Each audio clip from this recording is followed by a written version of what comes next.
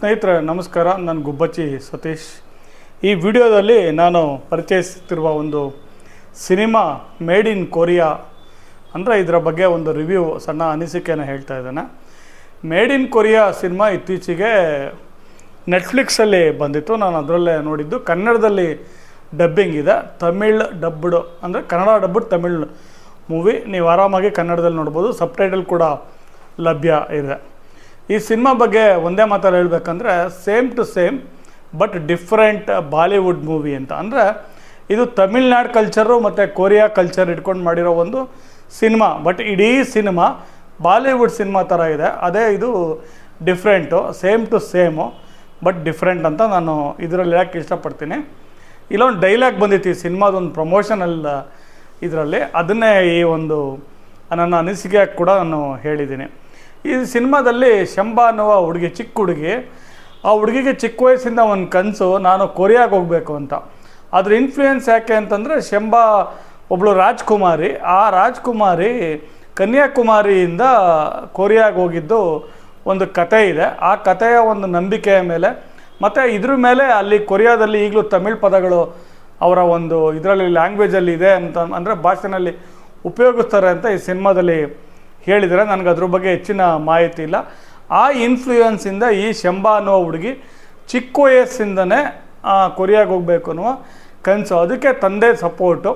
ಆ ಹುಡುಗಿ ದೊಡ್ಡವಳಾದ್ಮೇಲೆ, ಬೆಳೆದು ದೊಡ್ಡವಳಾದ್ಮೇಲೆ, ಎಜುಕೇಷನ್ ಎಲ್ಲ ಮುಗಿದ್ಮೇಲೆ ಮನೇಲಿ ಮದುವೆ ಮಾಡಬೇಕು ಅಂದ್ರೆ ತಾಯಿ ಅಂದರೆ ಇಲ್ಲ ನಾನು ಕೊರಿಯಾಗೆ ಹೋಗಬೇಕು ಅಂತ. ಚಿಕ್ಕ ವಯಸ್ಸಲ್ಲಿ ಯಾರಾದರೂ ರೈಲು ಫ್ರೆಂಡ್ಸ್ಗಳು ರೈಲು ಹೋಗುತ್ತೆ ಕೊರಿಯಾಗೆ ಹೋಗೋ ರೈಲ್ವೆ ಸ್ಟೇಷನ್ಗೆ ಅಂತಂದರೆ ಹೋಗಿ ಕೂತ್ಕೊತಿದ್ದಂತಹ ಒಬ್ಬಳು ಹುಡುಗಿ ಯಾರಾದರೂ ಕೇಳಿದ್ರೆ ಯಾಕೆ ಕೊರಿಯಾಗೆ ಹೋಗ್ಬೇಕಾದ್ರೆ ಅದು ನನ್ನ ಕನಸು, ಎಷ್ಟೇ ದೂರ ಆದರೂ ನಾವು ನಮ್ಮ ಕನಸನ್ನು ನಿಜ ಮಾಡ್ಕೋಬೇಕು ಅಂತ ಹೇಳ್ತಂಥ ಹುಡುಗಿ ಕೊರಿಯಾಗೆ ಹೋಗ್ಬೇಕು ಅನ್ನುವ ಒಂದು ಪ್ರಯತ್ನ. ಆ ನಾಯಕಿಯ ಕತೆ ಕೂಡ ಶಂಬಾ ಅಂತಲೇ. ಆ ಒಂದು ಕ್ಯಾರೆಕ್ಟ್ರು ಪ್ರಿಯಾಂಕಾ ಮೋಹನ್ ಅವರು ಮಾಡಿದ್ದಾರೆ.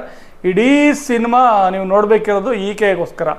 ಯಾಕೆಂದರೆ ಅಷ್ಟು ಚೆನ್ನಾಗಿದೆ ಇವರ ಒಂದು ಅಭಿನಯ. ಪ್ರಿಯಾಂಕಾ ಮೋಹನ್ ಅಂತ ತಪ್ಪದೆ ನೋಡಿ. ನಾನು ಹೇಳಿದ್ದು ನಿಮಗೆ 100% ನಿಜ ಅಂತ ಅನಿಸುತ್ತೆ.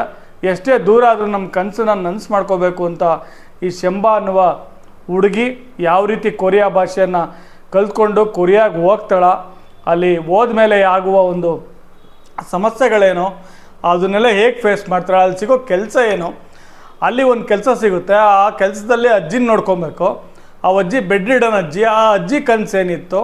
ಸೊ ಈ ರೀತಿ ಸಿನಿಮಾ ತೆರೆದುಕೊಳ್ತಾ ಹೋಗುತ್ತೆ. ಅಲ್ಲಿ ಸಿಗೋ ಫ್ರೆಂಡ್ಸು, ಅಲ್ಲಿ ಪಾಪ್ ಕೂಡ. ಈಗೆಲ್ಲ ನಮ್ಮ ಇಂಡಿಯನ್ಸು ಕೊರಿಯಾ ಸಿನಿಮಾಗಳನ್ನ ನೋಡ್ತಾನೆ ಇರ್ತಾರೆ. ಈಗ ಇಂಡಿಯನ್ ಪೀಪಲ್ಲು, ಅದರಲ್ಲೂ ಜೆನ್ಜಿ ಅಂತೂ ಕೊರಿಯನ್ ಕಲ್ಚರ್ಗೆ ಮಾರು ಹೋಗ್ಬಿಟ್ಟಿದ್ದಾರೆ. ಸೊ ಅವರು 100% ಈ ಸಿನಿಮಾ ಈಗಾಗಲೇ ನೋಡಿರ್ತಾರೆ. ಇನ್ನೂ ಭಾಳ ಜನ ನೋಡಬೇಕು ಅಂತ ಅಂದ್ಕೊಂಡಿರ್ತಾರೆ. ಅವ್ರಿಗೆಲ್ಲ ಖಂಡಿತ ಇಷ್ಟ ಆಗುತ್ತೆ. ಸೊ ಸಖತ್ ಕಾಮಿಡಿ ಕೂಡ ಸಿನಿಮಾದಲ್ಲಿ ಇದೆ. ಈ ಎರಡು ಕಲ್ಚರ್ಗಳು ಹೇಳ್ತಾ ಇಲ್ಲಿ ಒಂದು ಈ ಹುಡುಗಿಯ ಲವ್ ಸ್ಟೋರಿ ಕೂಡ ಇದೆ.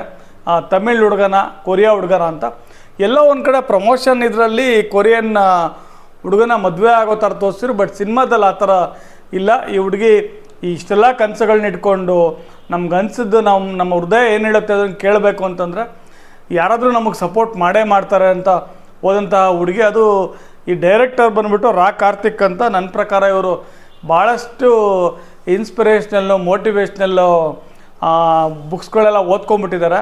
ಎಲ್ಲೋ ಒಂದು ಕಡೆ ಪೋಲ್ ಕೋಹಲೋ ಒಂದು ಪ್ರಭಾವ, ಆಲ್ಕೆಮಿಸ್ಟ್ ಪ್ರಭಾವ ಈತನ ಮೇಲಿದೆ ಅಂತ ಅನಿಸುತ್ತೆ. ಸೊ ಇರ್ಬೋದು. ನೆಟ್ಫ್ಲಿಕ್ಸು ಇದನ್ನು ಪ್ರೊಡ್ಯೂಸ್ ಮಾಡಿದೆ. ಸಾಕಷ್ಟು ಫಿಲಾಸಫಿ, ಇನ್ಸ್ಪಿರೇಷನ್ನು, ಮೋಟಿವೇಶನ್ನು ಈ ಸಿನಿಮಾದಲ್ಲಿದೆ. ತಮಿಳ್ ಕಲ್ಚರು ಜೊತೆಗೆ ಕೊರಿಯಾ ಕಲ್ಚರ್ ಇದೆ. ಸೊ ಇವೆಲ್ಲ ಬ್ಲೆಂಡ್ ಮಾಡಿಬಿಟ್ಟು ನಾನು ಹೇಳಿದ್ನಲ್ಲ, same to same but different. ಅಂದರೆ ಸೇಮ್ ಟು ಸೇಮ್ ಒಂದು ಬಾಲಿವುಡ್ ಮೂವಿ ಮಾಡಿದ್ದಾರೆ. ಬಟ್ ಡಿಫ್ರೆಂಟ್ ಏನಂದರೆ ಇದು ತಮಿಳು ಮತ್ತು ಕೊರಿಯಾ ಬ್ಲೆಂಡ್ ಅಷ್ಟೇ ಅಂತ ಹೇಳಬೇಕಾಗತ್ತೆ. ಈ ಸಿನಿಮಾ ನೀವು OTTನಲ್ಲಿ ಸಿನಿಮಾ ನೋಡೋರು ಇಷ್ಟ ಆಗಿದ್ದು, ಒಂದೊಳ್ಳೆ ಸಿನಿಮಾ ನೋಡಬೇಕು, ಒಂದೊಳ್ಳೆ ನಿಮಗೆ ಎಕ್ಸ್ಪೀರಿಯೆನ್ಸ್ ಸಿಗಬೇಕಂದ್ರೆ ಮೇಡ್ ಇನ್ ಕೊರಿಯಾ ನೋಡಿ. ಖಂಡಿತ ಇದು ನಿಮಗೆ ಇಷ್ಟ ಆಗುತ್ತೆ ಅಂತ ಹೇಳ್ತಾ, ಎಲ್ಲೋ ಒಂದು ಕಡೆ ಎಂಡಲ್ಲಿ ಇದು ಆಕೆ ಮತ್ತೆ ತಮಿಳ್ನಾಡಿಗೆ ಬಂದವಳು, ಆಕೆ ಒಂದು ಹಳ್ಳಿಗೆ ಮತ್ತೆ ಕೊರಿಯಾಗೆ ಹೋಗ್ತಾಳೆ, ಇದನ್ನು ಮುಂದುವರಿಯುತ್ತಾ ಅನ್ನೋ ಒಂದು ಪ್ರಶ್ನೆ. ಮತ್ತು ಈ ಸಿನಿಮಾದಲ್ಲಿ ಇಷ್ಟ ಆಗೋದು ಆ ಅಜ್ಜಿ ಪಾತ್ರ ಮಾಡಿರೋರು. ಆ ಅಜ್ಜಿ ಕೂಡ ಒಂದು ಮುಖ್ಯ ಪಾತ್ರನೇ ಈ ಸಿನಿಮಾದಲ್ಲಿ. ಮತ್ತು ಕೊರಿಯಾ ಹೀರೋ ಕೂಡ ಇದ್ದಾನೆ ಇದರಲ್ಲಿ. ಇವರೆಲ್ಲ ಏನಾಗ್ತಾರೆ ಅಥವಾ ಆ ಅಜ್ಜಿ ಪಾತ್ರ ಗೊತ್ತಾಗುತ್ತೆ ಏನಾಗುತ್ತೆ ಅಂತ ಅಂದ್ಬಿಟ್ಟು ಅದು ಕೊರಿಯಾ ಹೀರೋ ಏನಾಗ್ತಾನೆ, ಮತ್ತು ಈ ಸಿನಿಮಾ ಇನ್ನೂ ಮುಂದುವರಿಯುತ್ತಾ, ಸೆಕೆಂಡ್ ಪಾರ್ಟ್ ಬರುತ್ತಾ ಅನ್ನೋ ಒಂದು ಸಣ್ಣ ಪ್ರಶ್ನೆಯನ್ನು ಕೂಡ ನಿರ್ದೇಶಕರು ಬಿಟ್ಟಿದ್ದಾರೆ. ನೀವು ನೋಡಬೇಕಂತಂದ್ರೆ ನೆಟ್ಫ್ಲಿಕ್ಸಲ್ಲಿ ನೋಡಿ. ನಮಸ್ಕಾರ.